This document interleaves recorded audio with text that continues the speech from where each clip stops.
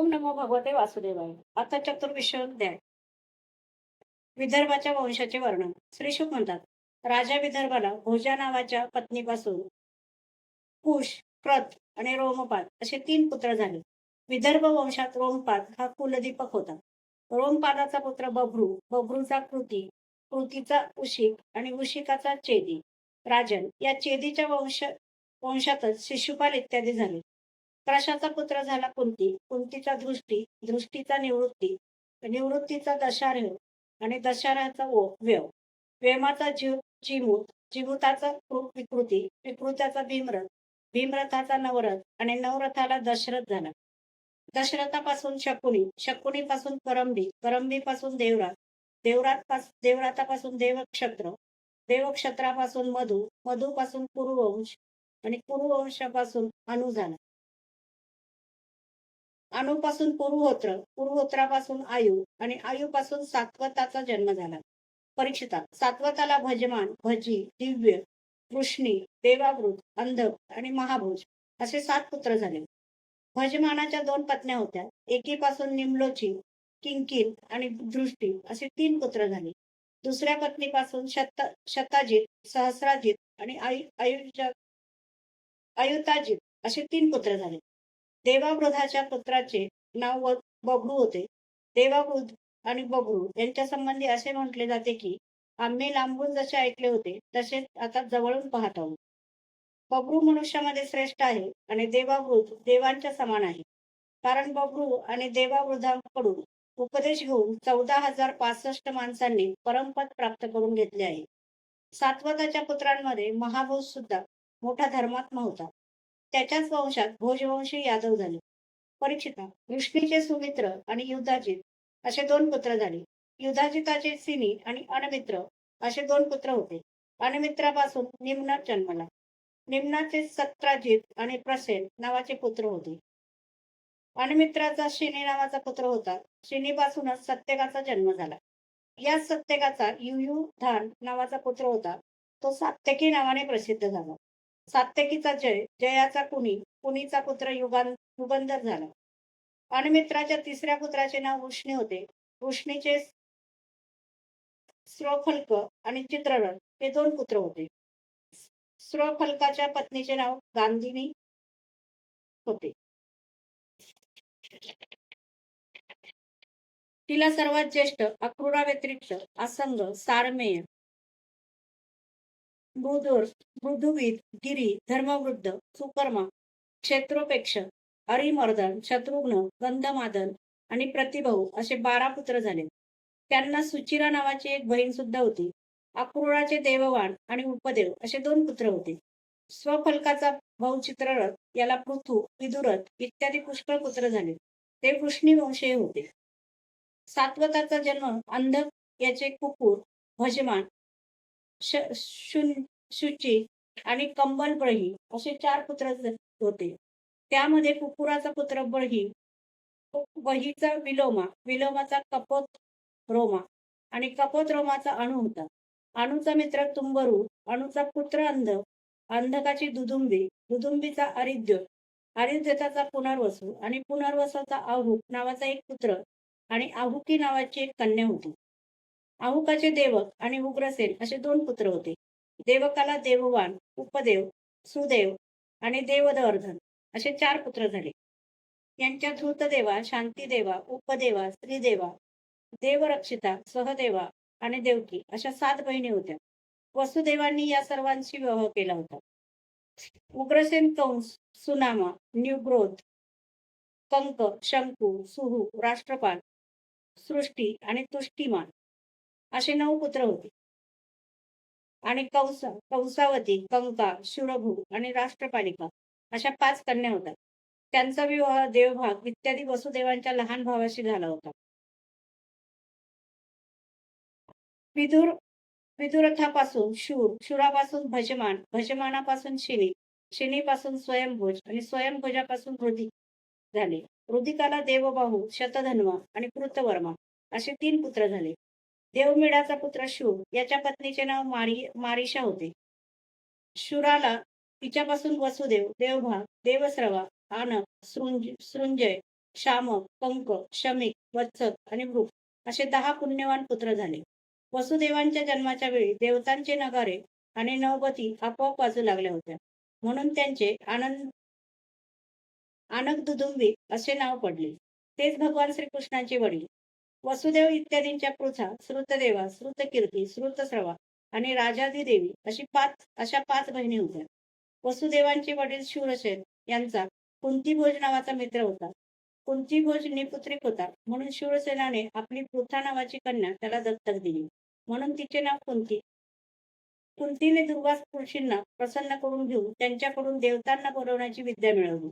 एके दिवशी त्या विद्येच्या प्रभावाची परीक्षा घेण्यासाठी तिने पवित्र होऊन सूर्यमंत्राने सूर्याचे आवाहन केले. त्याच वेळी सूर्यदेव तेथे आले. त्यांना पाहून कुंतीचे हृदय आश्चर्याने भरून गेले. ती म्हणाली, भगवान, मला क्षमा करा. मी परीक्षा घेण्यासाठी या विद्येचा प्रयोग केला होता. आता आपण परत जाऊ. सूर्यदेव म्हणाले, देवी, माझे दर्शन निष्फळ होऊ शकत नाही. म्हणून हे सुंदरी, आता माझ्यापासून तुला एक पुत्र होईल. पण तुझे कौमार्य नष्ट होणार नाही, असे मी करेन. असे म्हणून तिच्या उदरात गर्भ स्थापन करून सूर्यदेव आकाशात निघून गेले. त्याच वेळी तिच्यापासून एक सूर्यासारखा तेजस्वी पुत्र उत्पन्न झाला. कुंतीने लोकनिंदेच्या भीतीने जड अंतःकरणाने त्या बालकाला नदीच्या प्रवाहात सोडले. तिचा विवाह तुझे पंजोबा पराक्रमी पांडू यांच्याशी झाला. श्रुतदेवेचा विवाह करून देशाचा राजा वृद्ध शर्मा याच्याशी झाला. तिला दंतवक्र नावाचा मुलगा झाला. हाच पूर्वजन्मी सनकादी ऋषींच्या शापामुळे हिरणाक्ष झाला होता. कैकेय देशाचा राजा धृष्टकेतू याने कीर्तीशी विवाह केला. तिच्यापासून त्याला संतर्दन इत्यादी 5 कैकेय राजकुमार झाले.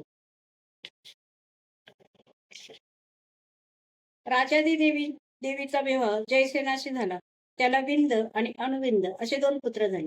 ते दोघेही अवंती नगरीचे राजे झाले. चेदीराज दमघोष याने श्रुतस्रवेचे पाणी ग्रहण केले. त्याचा पुत्र होता शिशुपाल. याचे वर्णन पूर्वीच केलेले आहे. देवभागाची पत्नी कंसा हिच्यापासून त्याला चित्रकेतू आणि बृहद्वल असे 2 पुत्र झाले. देवस्रवाची पत्नी कंसवती हिच्यापासून सुवीर आणि इशुमान नावाचे 2 पुत्र झाले. आनकाची पत्नी कंका हिच्यापासून शत्रुजित आणि गुरुजित असे 2 पुत्र झाले. सृंजयाला पत्नी राष्ट्रपालीपासून कुश, धुमर्षण इत्यादी अनेक पुत्र झाले. शामकाला शूरभूमी नावाच्या पत्नीपासून हरिकेश आणि हिरण्यक्ष नावाचे 2 पुत्र झाले. मिश्रकेशी अप्सरेपासून वत्सकाला भूप इत्यादी पुष्कळ पुत्र झाले. वृकाला दुर्वाक्षीपासून दक्ष, पुष्कर, शाल इत्यादी अनेक पुत्र झाले. शमिकाला सुदामिनीपासून सुमित्र, अर्जुनपाल इत्यादी अनेक पुत्र झाले. कंकाला कर्णिकेपासून श्रुतधाम आणि जय असे 2 पुत्र झाले. वसुदेवांच्या पौरवी, रोहिणी, भद्रा, मदिरा, प्रवचना, इला, देवकी इत्यादी पत्न्या होत्या. त्यात देवकी मुख्य होती. रोहिणीपासून वसुदेवांना बलराम, गद, सारण, दुर्मद, विपुल, ध्रुव, कृत इत्यादी पुत्र झाले. पौरवीपासून त्यांना भूत, सुभद्र, भद्रवाह, दुर्मद, भद्र इत्यादी 12 पुत्र झाले. मदिरेपासून नंद, उपनंद, कृत, शूर इत्यादी पुत्र झाले. कौशल्य वंशाचा दिवा असा केशी नावाचा एकच पुत्र झाला. त्यांना रोचनेपासून हस्त, हेमाळगंध इत्यादी आणि इलेपासून उरुबल्क इत्यादी प्रधान यदुवंशी पुत्र झाले. परीक्षिता, धृतदेवेपासून वसुदेवांना विपृष्ट नावाचा एकच पुत्र झाला आणि शांतीदेवेपासून श्रम आणि प्रतिश्रुत इत्यादी अनेक पुत्र झाले. उपदेवेचे पुत्र कल्पवर्ष इत्यादी 10 राजे झाले आणि श्रीदेवेचे वसु, हंस, सुवंश इत्यादी 6 पुत्र झाले. हे राजा, देवरक्षितेपासून गद इत्यादी 9 पुत्र झाले. धर्माने जसा 8 वसूंना जन्म दिला तसा वसुदेवांनी सहदेवापासून पुरुविश्रुत इत्यादी 8 पुत्रांना जन्म दिला. वसुदेवांना देवकीपासून 8 पुत्र झाले. कीर्तिमान, सुशेन, भद्रसेन, ऋजू, संवर्धन, भद्र, शेषावतार श्री बलराम आणि 8वा पुत्र म्हणजे स्वतः श्री भगवान होते. तसेच तुझी आजी भाग्यवशाली सुभद्रा ही सुद्धा वसुदेवांचीच कन्या होती. जगात जेव्हा जेव्हा धर्माचा ऱ्हास आणि पापाची वृद्धी होते तेव्हा तेव्हा सर्व शक्तिमान भगवान श्रीहरी अवतार ग्रहण करतात. परीक्षिता, भगवान सर्वांचे साक्षी असे आत्माच आहेत. त्यांच्या आत्मस्वरूपिणी योग माये व्यतिरिक्त त्यांच्या जन्म किंवा कर्माचे दुसरे कोणतेही कारण नाही. त्यांच्या मायेचा विलासच जीवांचा जन्म, स्थिती आणि मृत्यूला कारण आहे. आणि त्यांची कृपाच मायेचा निराश करून आत्मस्वरूप प्राप्त करून देणारी आहे. जेव्हा राजांच्या स्वरूपांतील असुर कित्येक अक्षौहिणी सेना एकत्र करून सगळ्या पृथ्वीला पीडा देण्यास सुरुवात करू लागले, तेव्हा पृथ्वीवरील भार उतरवण्यासाठी भगवान मधुसूदन बलरामांसह अवतीर्ण झाले आणि त्यांनी मोठमोठ्या देवांना मनाने कल्पना सुद्धा करता येणार नाही अशी कार्य केली. त्याचबरोबर कलियुगात जन्म घेणाऱ्या भक्तांवर अनुग्रह करण्यासाठी भगवंतांनी आपल्या भक्तांचे दुःख, शोक आणि अज्ञान नाहीसे करणाऱ्या परमपवित्र यशाचा विस्तार केला. त्यांचे यश लोकांना पवित्र करणारे श्रेष्ठ तीर्थ आहे. संतांच्या कानांचे ते साक्षात अमृतच आहे. एकदा जरी कानांच्या गोंधळीने त्यांचे आचमन केले तरी कर्माच्या वासना समूळ नष्ट होतात. भोज, वृष्णी, अंधक, मधु, शूरसेन, दशार्य, कुरु, सृंजय आणि पांडव नेहमी भगवंतांच्या लीलांची आदरपूर्वक स्तुती करत असत.